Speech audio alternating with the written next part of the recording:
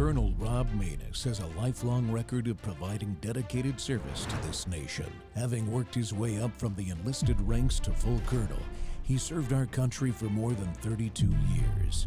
He has served as a bomber squadron commander, bomb disposal technician, Joint Chiefs of Staff operations officer, assisted the national security team with the campaign plan for the global war on terrorism. He authored the first theater nuclear war plan and served as the vice commander of America's largest airborne intelligence wing. Colonel Rob Maness is a true American hero.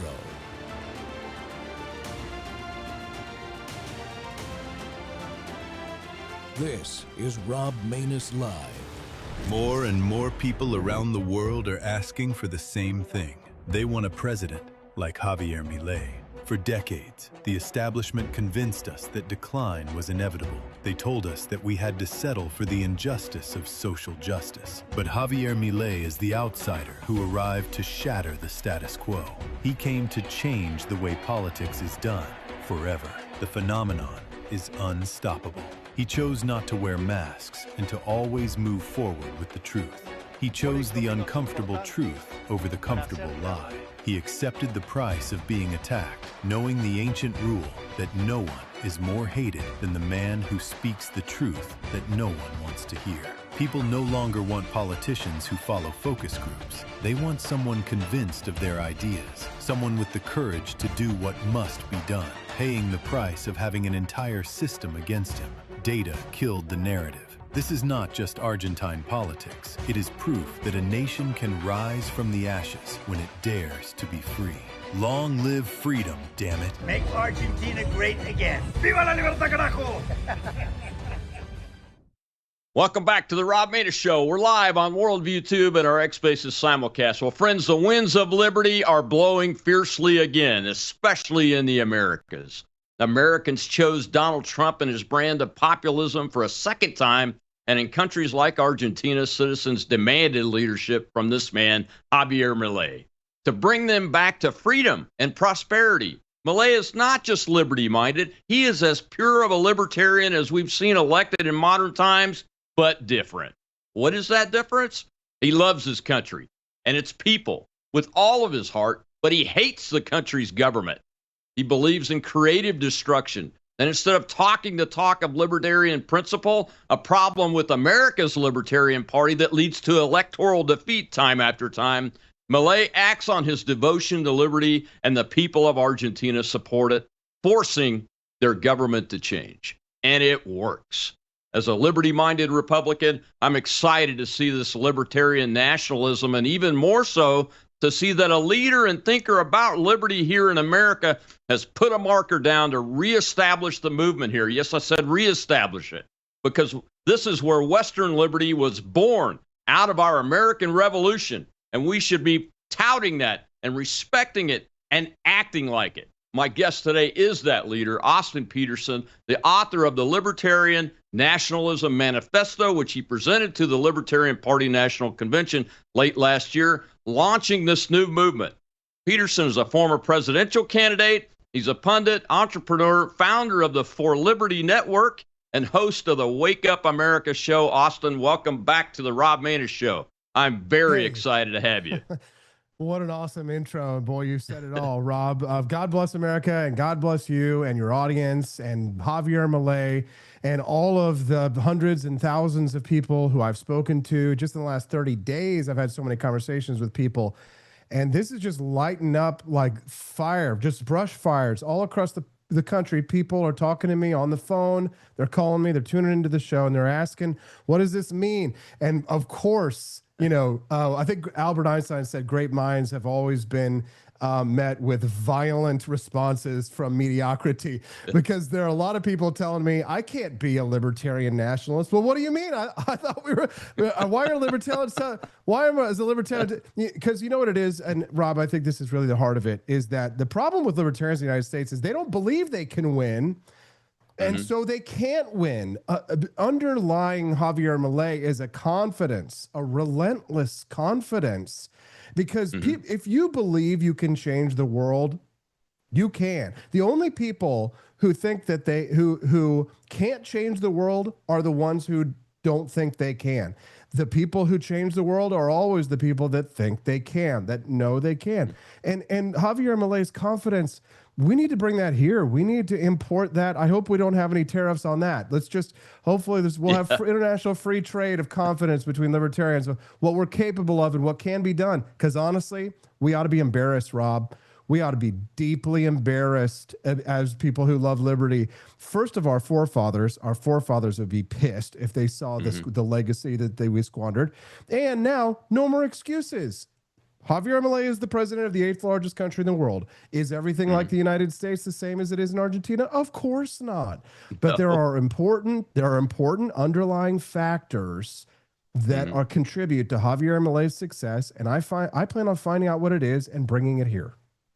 Yeah, how far have you dug into that? Because that's the exact question that I have in my mind is how much of his success that he's accomplished there, both with getting elected and governing, which I think has been exemplary in both of those categories. How much of that translates to the United States of America as it exists today? Well, it's a fair question. And I mean, unfortunately, one of the things that makes me most jealous is that Javier Milei is himself an intellectual. So you're not kind of hoping for a politician where you kind of have to filter these ideas, where you kind of, as a grassroots, have to, through people power, find representatives. Milei very much is, to some extent, a moonshot in that he's an actual economist. So you're not trying to find, somebody who is unfamiliar with the deep lore of liberty, as people like yourself and myself are. We're like the J.R.R. Tolkiens. We're reading the extended versions. We're watching the 4-hour Peter Jackson Lord of the Rings. We're deeply literate. He's literate. So we do struggle with that in the United States. And part of that is because, Rob, we've been so distracted by our enemies and the propaganda. I think American libertarians are uniquely susceptible to brain jamming and to brainwashing, because we're so skeptical, so much so that we actually become, if Lindsey Graham says it must be false, right? So we face some problems with critical errors in our critical thinking in the United States. So translating, Javier Milei's Libertad Avanza success to the United States is a difficult task, but I do think I've nailed down, certain key facts that we can say, compare. Yes, this will translate. Yes, this makes sense. Because honestly, they really are. I mean, even though they are a third world to some extent, they share a lot of similarities with the United States in their culture being European. There was a lot of immigration from Europe into Argentina. It has a strong Italian flair to it, right? It's something very unique. And it used to compete with the United States. In the early 1900s, Argentina and the United States were about parity on economy.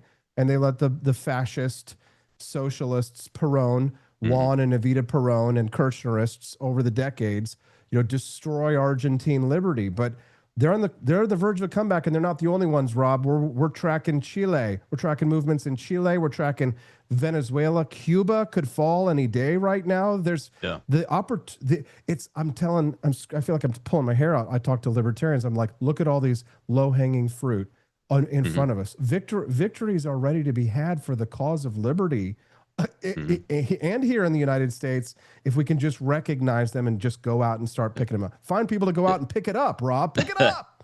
Yeah, let's win. Exactly. Let's win. And your message is not to the Libertarian Party per se. It's to Liberty Americans like me. I'm a Republican. I've never been in the Libertarian Party at all. I've been tried to be recruited to run as a libertarian, but I've never done it because I consider myself not part of that group that just weighs in on principle, loses every election, and all that. And that's why I'm a Liberty Republican. I've lost some elections, Rob.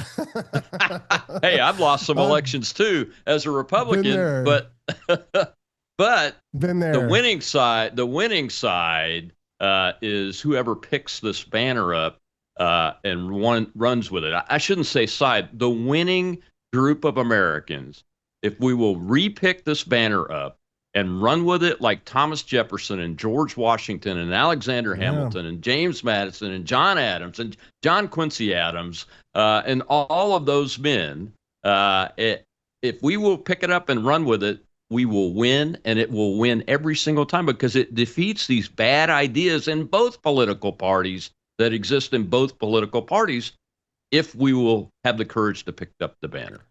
Rob, I don't know if I'm a patriot. I strive to be, I hope to be, but one thing I know is true is that I do have patriot blood in my veins.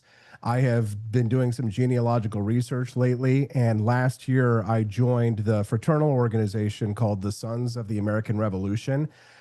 And I've been volunteering with them, trying to, support and build the organization. I found out the legacy of the people that came to the United States since going back to the 1600s. And honestly, I was deeply humbled and kind of ashamed because they had racked up, they had risked their lives, their fortunes, their sacred honors. One of my ancestors, the Battle of Brandywine, Germantown, gets captured in South Carolina, paroled by the British, says, don't go back and fight. And he goes back and fights anyway, and he's there at the Battle of Yorktown, the final battle of the American Revolution. So I think I understand, at least from what I understand of their sacrifice. I've read enough about what they wanted to think that, that they did leave it for us. They planted seeds for us, and they left these things for us. And I don't know if I'll live up to the Battle of Brandywine or Germantown. I don't know if I'll be that great of an American. Maybe I won't, but I'm sure as hell going to try. I'm going to try to make them proud by harnessing the spirit of American nationalism and combine it with the cause for liberty. All of the founding fathers, they disagreed with each other on things. They had different views of liberty, like you and I disagree with FDR. His definition of freedom is a chicken in every pot. Ours is freedom from tyranny and oppression. So, but they built a country that was the greatest country in the world through an understanding of a lens of a couple of important documents. You might have heard of them. Right. And then we can use those lenses to look at today while recognizing that, George Washington might have had some interesting opinions on nuclear weapons, but we just don't know. So we have to do our best today. They would have had, who knows? But Rob, I libertarian nationalism, I think it's the right combo. It confuses all of the right people, and it excites all the other right people. It angers all the right people. Interesting that you say that, because when I first saw the words and I saw it was coming from you, I'm like, oh, wonder what Republican Austin Peterson is up to. And then I started reading it, and it excited me immediately. So it has to be angering the squishes, is what I call them on both sides of the aisle. It angers the squishes, but here's the thing: I'm sick of alienating my fellow Americans who I agree with more than 80% on things. I have some deep, sincere criticisms of American conservatism, and that comes from my libertarian side, right? Its tendency towards authoritarianism in some ways, right? And it's lackadaisical fight against communism. I think Trump won in large part because he wasn't conservative, because conservatives have just been conserving what progressives believed 20 years ago. So that's a very harsh criticism of American conservatism. But I think Trump shows that that's how the Republican Party felt.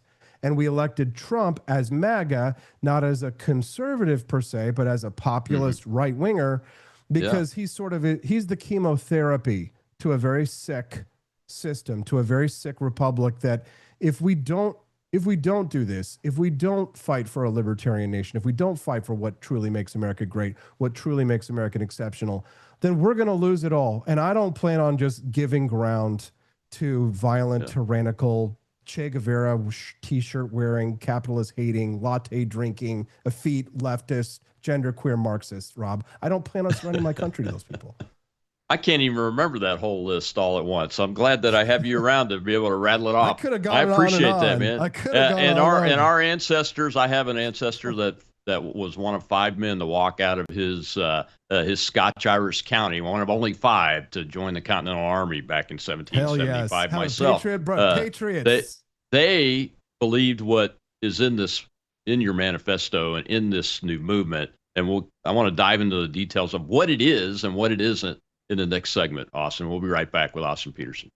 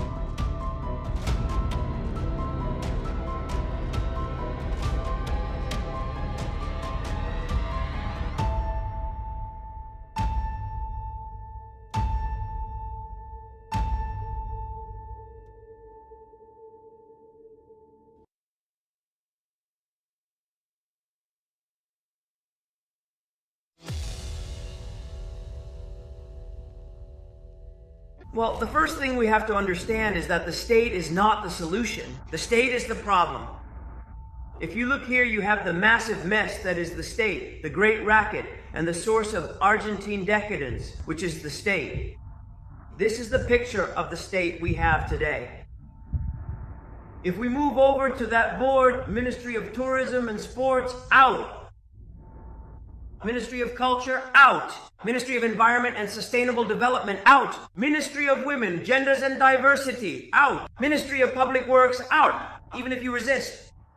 Let's continue over here. Ministry of Science, Technology, and Innovation. Something for the private sector. Nothing good ever came from the public sector. Out. Ministry of Labor, Employment and Social Security. Out. Ministry of Education, Indoctrination. Out.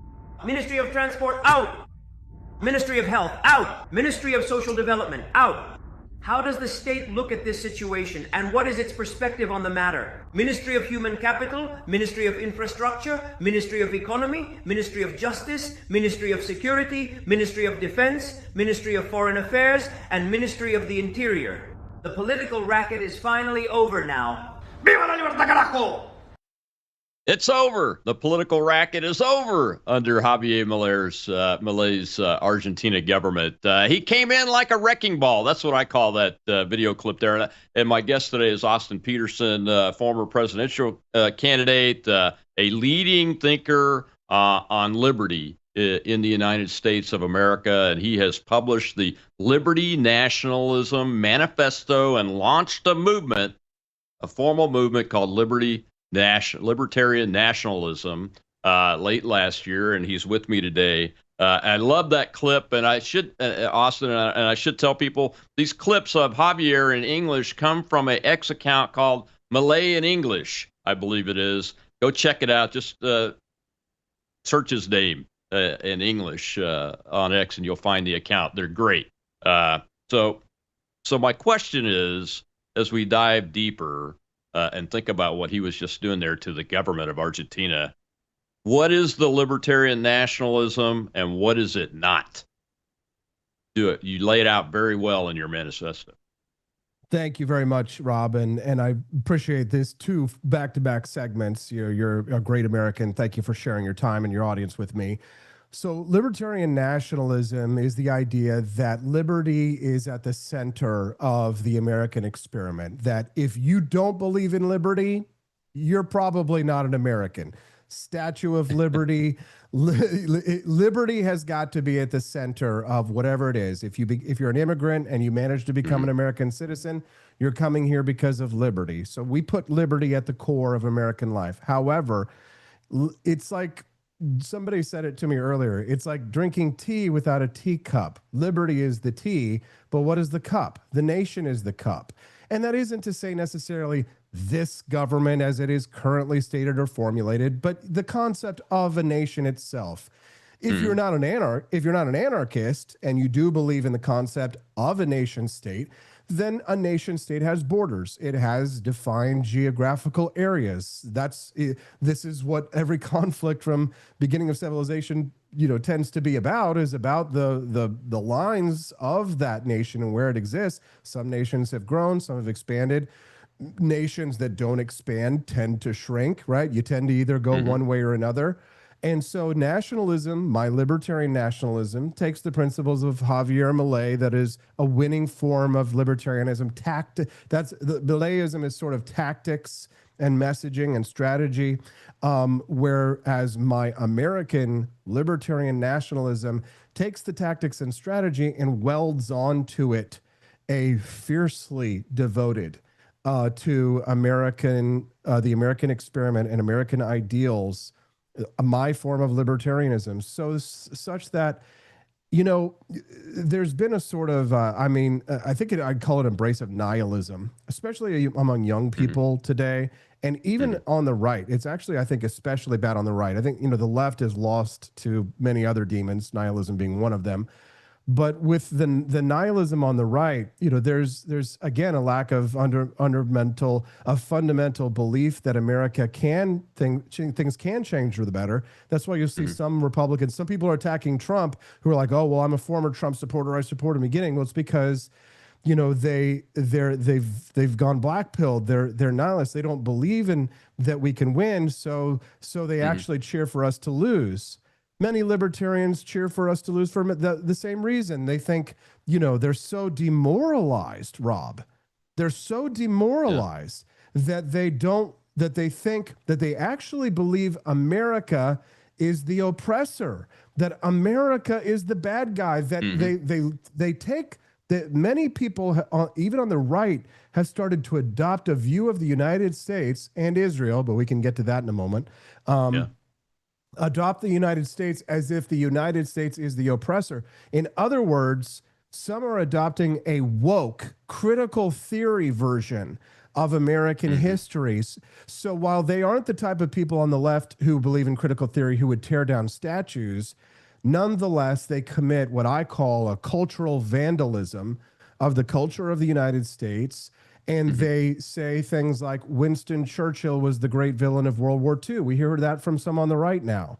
Yeah. That Hitler had a few good points, and that if Hitler had won, that we wouldn't have drag queen story hours. Well, that's nihilism. That's the nihilism talking. Those are the people who don't really believe in anything. They just want to see us fail. If you believe that the United States was wrong in World War II, if you wanted us to fail in World War II, I'm sorry, you're not on our side. You can't really be an American and believe that the United States should have suffered subjugation at the hands of theocratic imperial Japanese or what Luciferian / pagan Nazi homos dressed up in leather to the nines and having Knights of the Round Table gay weird sex at Wewelsburg Castle during World War II. Is that what America first means? I don't think so. It's not Sig Heil, and it's not Sig genderqueer Mark. It's not Sig Che Guevara. Americanism is a unique individualist philosophy. What makes America exceptional and what makes American nationalism different from German nationalism or different from even Argentine nationalism is the intrinsic nature of liberty to the American experiment. And so that's why I'm a libertarian nationalist. So libertarian nationalism is pro-liberty, pro-America. That's it. Pro-liberty, pro-America. How's that? Yeah. I mean, those are the things that I think about when I think about the founders and the people that brought us this country, at least all the way up through the war between the states in the 1860s, before this very far turn to progressivism, what I would call progressive liberalism. We'll have a Lincoln debate here soon enough, Rob. Johnny Reb. No, we don't want to have a Lincoln debate because I think the people that chose the secession thing wouldn't have chose the secession thing had this banner been more successfully carried throughout the country's history. Well, Quite yeah, honestly, I don't think they would I have don't ever want to have made a that Lincoln. choice. I don't, Yeah. Rob. I don't want to have a Yeah. Lincoln debate because I don't want any more conservative Republicans getting shot. Okay. We're laughing about it, but that's a serious It's- comment, Austin. We don't want that. There's no need for that. So fight. So fight. Yeah, if we have libertarian nationalism and we can get more people to look at this and understand it, that becomes so unnecessary to even think about that the future becomes positive. And that's why I think you're on the right track, man. You're on the right track. That's why I wanted to get you on. So can I ask a favor, Rob? Sure. Would you allow me to just ask your audience if anybody who hears this and is stirred and the can hear the bald eagles screaming in the background and is ready to get involved, please just reach out to me personally and directly. I will hop on the phone with anybody, any patriot who wants to talk about American freedom. Just hop on the phone with me and send me a DM and say, Austin, I want to talk about libertarian nationalism. I'll answer any questions anybody has. They can DM me on my X account at AP4Liberty or reach out through the website that they pull up for me. Thank you for that opportunity. So I am committed. I'll spend all year, if I have to, building this army. And all I need is 800 people. You'd be surprised at how small a group you need in order to really affect change in this country, Rob. But if I can find 800 people to sign up to be Peterson's Patriots with me, and if I find 800 people who are doing that, I will go from a cult movement to mainstream movement. Just 800 people can affect huge change, even in a country as big as the United States. You should have 8,000 because this is not a cult movement. This is actually the middle of the stream for Americans. That's what's different about our country is that this concept. I mean, I'm going to read this list off, and I'm not going to say the name of this, but it stands for order, prosperity, family, merit, and the nation. Yeah. And if you read that list off to a conservative Republican, that's what they believe in. Yeah. If you read that list off to a center-left Democrat, that what we used to call a blue dog Democrat, that's really what they believe in. To some extent, right? But not people who don't believe in civilization, or maybe people who reject the idea of a social concept entirely, right? Mm-hmm. If you're an anarchist, for example, you believe in no government, then you'll make the argument that this is a form of statism that I'm advocating for, which I do not deny. But it's important to acknowledge that. I want to be honest with them. I'm closer to an anarchist than I am a Nazi or a communist, right? But I believe in a limited government, small enough to drown in a bathtub, as Grover Norquist says. But the concept of libertarian nationalism is it's not just about the philosophy, but it's also about the tactics to defend the liberty. It's about how we can gift, how we can regift. And most people don't like regifting, but if I can regift the legacy that my founding father ancestor, my patriot ancestor gave, if I can regift that freedom to my kids, because I have a future. When we talk about family, we're talking about the future. My child is my future. I'm thinking about my grandchildren and my children. I'm going to try and plant seeds that will grow into liberty trees, and under whose shade I will not sit, but my children, my grandchildren, my great-grandchildren, and I'm pledging my life, my fortune, my sacred honor. I'm staking it all on this whole enterprise, Rob. I've burned my boats, and I'm sailing for the coast, and I'm going to invade, and I'm going to make these ideas win by hook or by crook. It'll break me, or I'll win. Well, you have a lot of support already. I mean, you describe my worldview when I read the document. That's why I call myself a liberty Republican. Because when I think about my ancestor in the past and why he did what he did to join the Continental Army, those were the messages he was responding to, from the liberty messages from their pulpits, from the people like Thomas Paine, from the Continental Congress and all of their leaders down to the level on the ground in the community. We're talking about this subject. And if you can't sign up to Libertarian Nationalism, that's what the things I read off is what Austin put in his manifesto. It said, this is what Libertarian Nationalism stands for: order, prosperity, family, merit, and nation. That is what I have run for office on over and over again. And so have you, really. And that should and will be and is really the winning ideas for America. And we're different. Now, I got to take another break. Will you stay with me for a little while longer? Because this is an important subject. Happy to do it. All right. We'll be right back.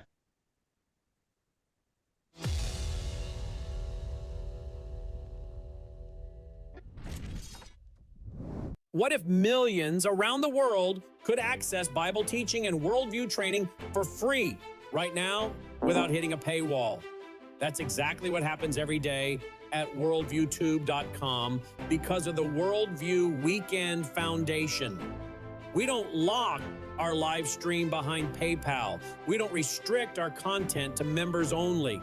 Instead, the Worldview Weekend Foundation helps cover the cost of delivering free educational and ministry programming to people across the nation and around the world. And it's not just programming.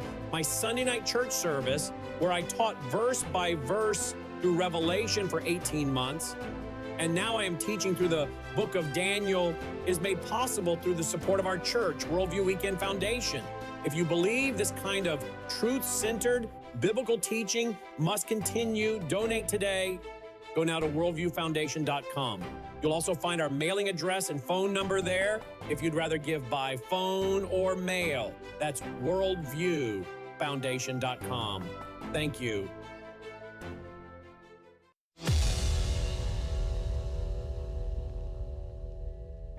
For some time now, and for some strange reason, the West began to turn its back on the ideas of liberty.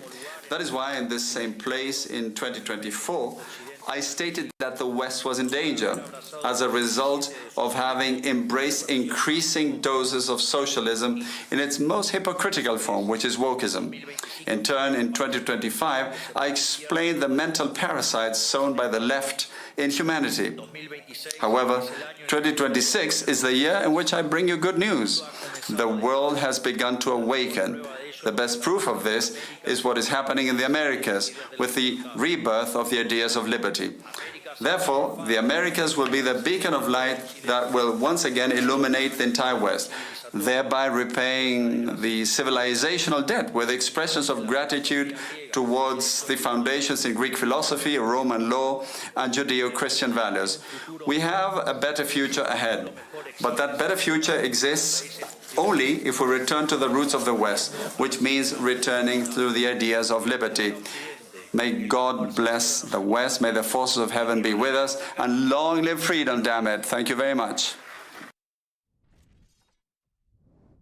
Welcome back to the Rob Maynard Show. We're live on Worldview Tube and our X Spaces simulcast. And folks, we are having some technical difficulty with our video stream on X for some reason. The last couple of days, it's still not working. You can go find it on Rumble, on my webpage at robmanus.com, on the YouTube channels too. Just search the Rob Maynard Show and you'll find it if you want to watch the video live. And of course, our audio simulcast space is running and with a live audience here. My guest today is Austin Peterson. We're talking about Libertarian nationalism and how he laid out what it is and what it is not based on Mr. Milei. That was a Truth Social post shared by President Donald Trump that you just heard there, Milei talking over at the globalist party over there back in January of this year. And that's why that's important. And Austin Peterson's my guest today, the man that wrote the manifesto on libertarian nationalism and has launched a formal movement now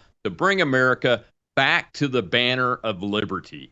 That, you know, when I fly an extra flag on my flagpole that's holding my 5-foot by 8-foot Betsy Ross flag right now in honor of the 250th birthday of the Declaration of Independence, I fly a Gadsden flag, or I fly an Appeal to Heaven flag, because those are flags of liberty. They are the banners of liberty, literally, or join or die. I managed to get my hands on one of those too.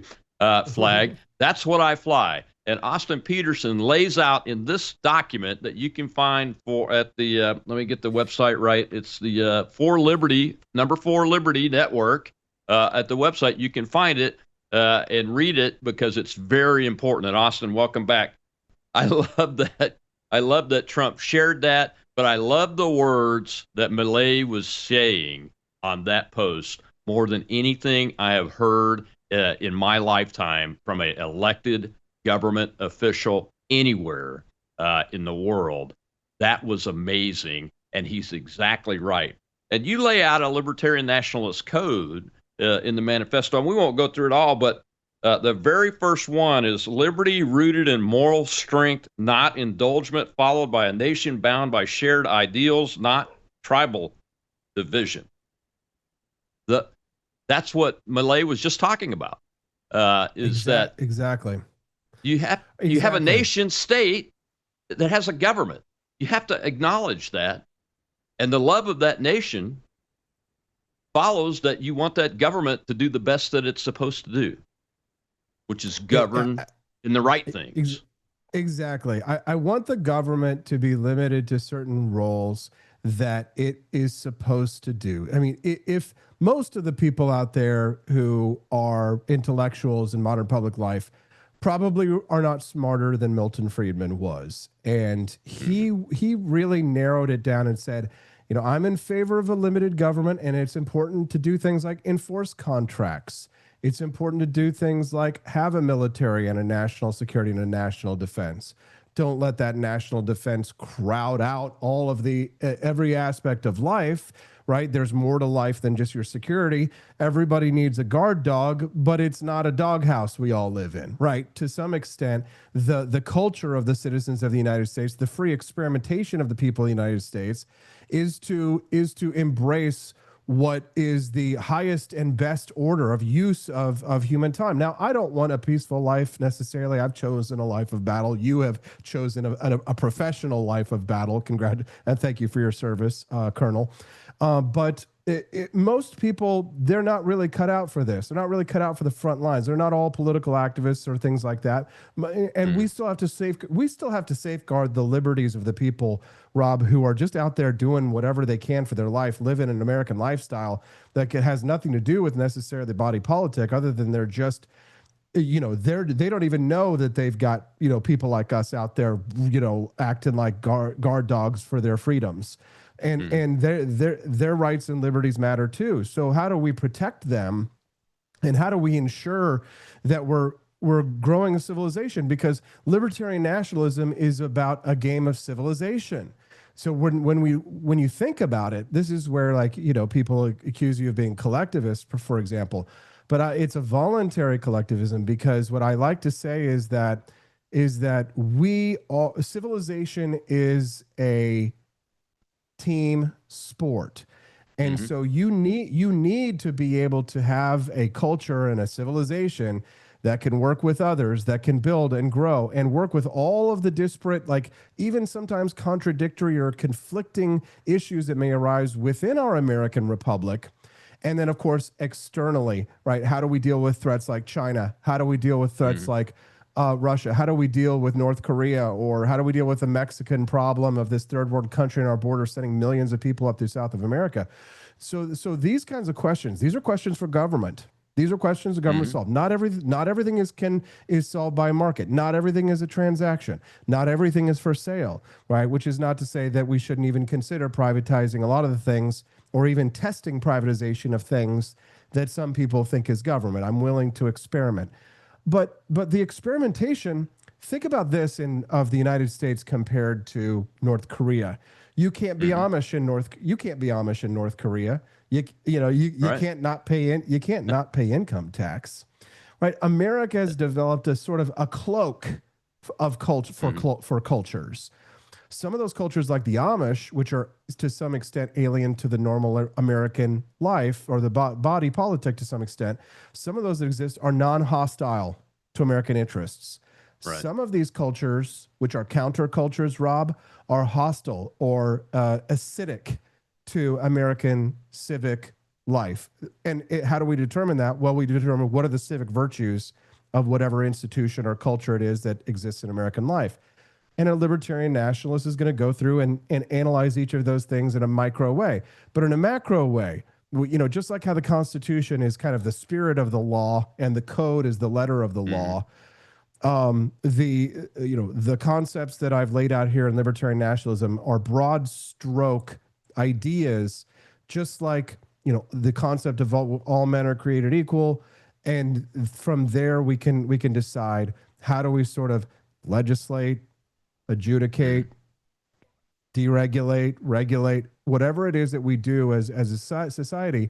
If we can sort of like gather around together a set of virtues, or if a committed group of patriots behind these ideas of libertarian nationalism, if we can get behind these, I think there was a Patton quote, you know this better than I would, but he said something about like a good plan violently executed today is better than a perfect plan tomorrow. Sometimes, we probably have to kind of just get on with it to some extent. People who want to make, want to restore the American Republic and restore it on the values of the founders, we better just kind of say, well, it's not a perfect plan, but if we're all moving in the same direction, then we're going to accomplish more than breaking up into groups. Because after the Tea Party years, the right was largely decimated, and then Trump took over and made it MAGA. Once Trump is gone, we have a new opportunity, because Trump is MAGA. It's not, whatever he says is not MAGA, and so when he's gone, then is MAGA really MAGA anymore to some extent, because he sort of owns it. I think he'll try to transfer it to JD, and maybe that'll work, maybe it won't. I'm not sure. Hope it does if he's the candidate. But in every crisis is an opportunity, as the left likes to say. And in this coming election cycle, and the next election cycle, as the new Republican candidate takes over, is a chance. It's a chance for people like you, people like me, to have a voice in ways that we never had. Because if we're like Javier Milei and we get along with Donald Trump instead of some others who are just constantly burning him down, then maybe we can get a voice. Remember when Trump said he would have a libertarian in his cabinet and it didn't happen? Right. That's right. You know what? That's our fault. That's not his fault. They want to blame him. But you, Rob, and maybe I could pick 4 or 5 other people, you and maybe 4 or 5 other people in this country that could actually pass a confirmation hearing to get across the finish line, right? I know you were never like a Libertarian Party guy or anything like that, but I'm always thinking of mostly of the ideas and not of the, the party. Yeah. But that's on us. We have a very, very weak bench. So I'm building the bench, and that's what I'm doing. I'm searching for talent. Think of me as, Simon Cowell of libertarianism. I love it. And one of the interesting things you write about and have spoken about is we don't reject Donald Trump's populism or MAGA. Right. We embrace it, actually. And there's and the reason I used that clip at the beginning is because it's Trump and Milei together, and you write about that them combined, their ideas combined and their philosophies combined really are what become libertarian nationalism, because MAGA is on the patriotism, love of country side. Although I personally think Donald Trump's got some liberty streaks in him that we see on occasion. I think he stumbles into it more than he deliberately does it. But that's actually, I think there's a lesson there, because you know what it means? It means that his enemies are our enemies. It means that the enemies of liberty, who are the dedicated, know exactly what we're talking. The progressives, can you imagine what it must have felt like being inside the room of some of these lefty think tanks when, was it a couple of days ago that Trump eliminated a rule for the EPA that had declared carbon as like harmful, and it's like $1 trillion regulation. It's like I think one of our secretaries, and I'm sorry, I can't remember his name for the life of me, but had said this is the largest deregulation in American history. $1 trillion regulation overturned by Trump. And do I think that he thinks that global warming is a hoax and a scam? Yes. Do I think do I agree with him? Yes.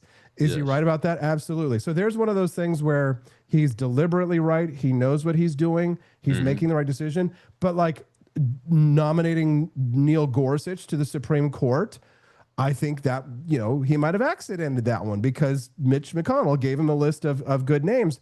And Justice Gorsuch is like the most libertarian Supreme Court justice perhaps ever. Right? Ever. I think Trump, I think Trump probably didn't know. I don't think Trump thinks about things like, I don't know, theories of the court. And I think he just went with his instincts on that one. And so he kind of, we all got lucky. He had good instincts. So good instincts can be hey, it's better than being good, being lucky. I'll take being lucky better every time. Every time. Than being every time, man. Every time. Well, we got to take a break. I'm a karate instructor, and I fight like the white belts. I'm a like black belt 20 years. But every once in a while, you get whopped by the lower belts because they don't know what they're doing. So they just haul off and smack you. Same thing happens to our armed forces. Our American Air Force got its butt kicked by the Indian Air Force years ago in an air-to-air combat exercise, and they weren't expecting it. Happens all the time. Well, we got to take a break. When we come back, I want to dive into the national security aspect of this, Austin, because when people hear the term libertarian, even if it's combined with nationalism, you start getting a lot of hand-wringing and woes me's and uh-ohs. There they go again, and that's not at all what this is. We'll be right back with Austin Peterson.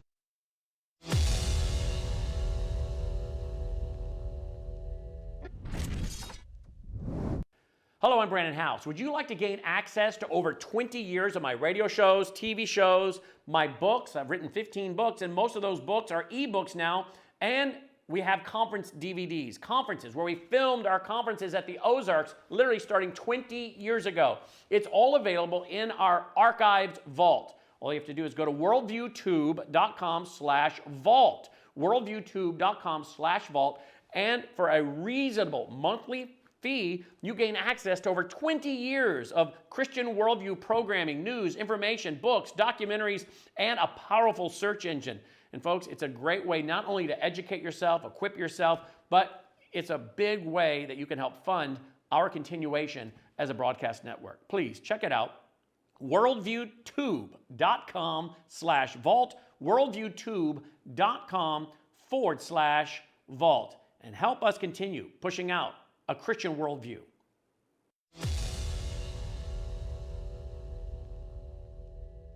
And the great anvil that appears as a common denominator in the countries and institutions that are failing is the mental virus of woke ideology.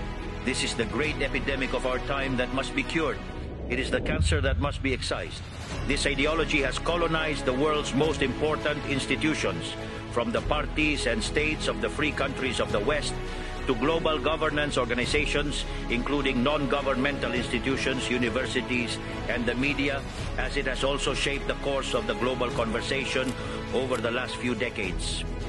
Until we remove this aberrant ideology from our culture, our institutions, and our laws, Western civilization and even the human species will not succeed in returning to the path of progress that our pioneering spirit demands. Welcome back to the Rob Maness Show. Wow, it's been a great Wednesday so far. We're live on World YouTube and our X Spaces simulcast and all the other channels, apparently, except for X. But we are live on our audio space there under Shell Shocked. She is running that. Then the live audience is up and active today. My guest is Austin Peterson, who says that guy, Javier Milei, has the answer. And the answer is libertarian nationalism.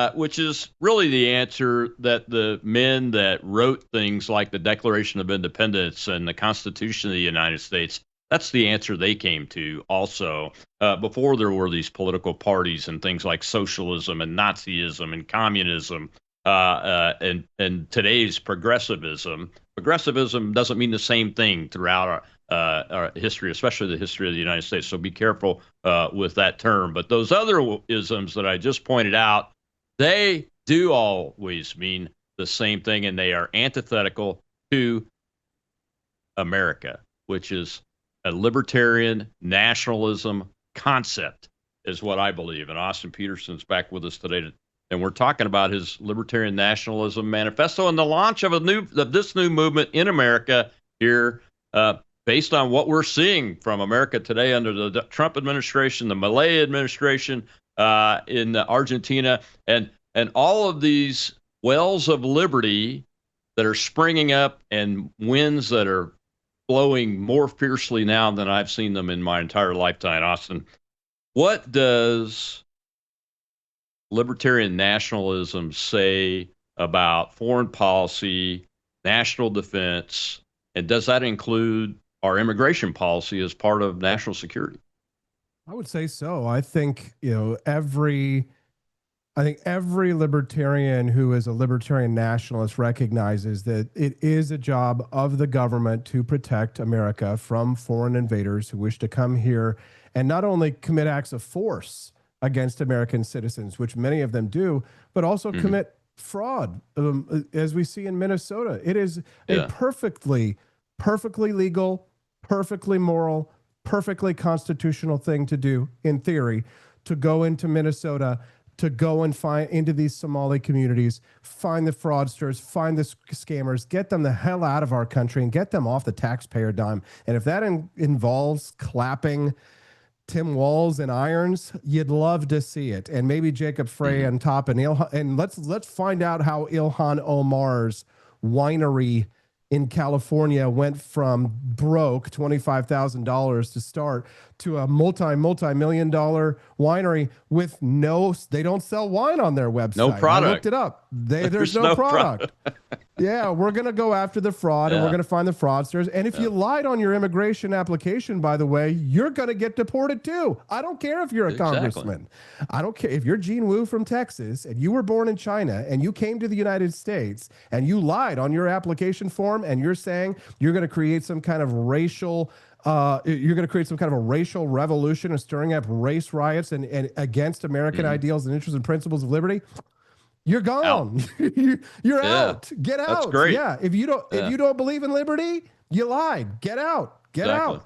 So anyways, and to be fair and to be honest, a lot of good immigrants do come to the United States. Elon Musk is a gall-darn American hero. He's the Edison of our time.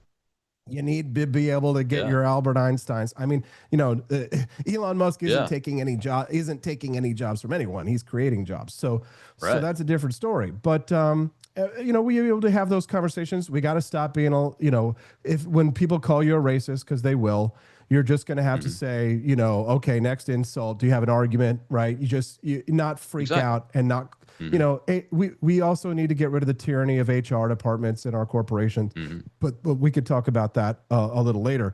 From a national security perspective, from a national defense, not just related to border security, I have been what I call non-interventionist in the past, and I will say I think I was wrong, and I think I've changed my mind. I've changed my mind on some things, and I've changed my mind because they aren't going to leave us alone. The people who want to be left alone will always lose to the people who don't want to be left alone. So the people who want to be left alone have to fight to be left alone. Unfortunately, I wish that I could just live in peace. It's like, what did General James Mattis say? I think he said, I come in peace. I didn't bring artillery, but I'm begging you with tears in my eyes. If you mess with me, I will kill you all. Exactly. So yeah, don't tread on me. Gadsden flag. The snake has teeth, right? If you're a toothless, do you know what they call a toothless snake? A worm. And I'm not a worm. So you have to have a foreign policy that deals with the realism, that deals with the real world as it actually lies. And you know who's a really good person that we need to probably rehabilitate? Richard Nixon. Funnily enough, we allowed the left to completely destroy his legacy, to make him a punchline, and to write him out of the history books to some extent. We did. But he was a foreign policy genius. And the New York Times reported this last week that even the Watergate break-in may have been related to a legitimate concern that Nixon was pursuing. It was the deep state. They were stealing from him, Rob. They were stealing. I think it was a secretary of the Navy, but there was high-level theft going on. at the White House when Nixon was away. The deep state was undermining him. And it was part, you know why? Because he dared to set America first foreign policy. Because the bureaucrats that were created when we reformed the civil service, the permanent bureaucracy of they fought back. They fought Nixon and they beat him. They ran the playbook on Nixon. They ran the playbook on Trump that they did on Nixon, but Trump didn't back down. And that's what it's going to have to be. Whether they're calling us a racist, whether they're calling it, whether people call you neocon, warmonger, whatever it may be, we just have to put on the armor of God. Put on the armor of God and say, nothing, no spear shall strike my breast.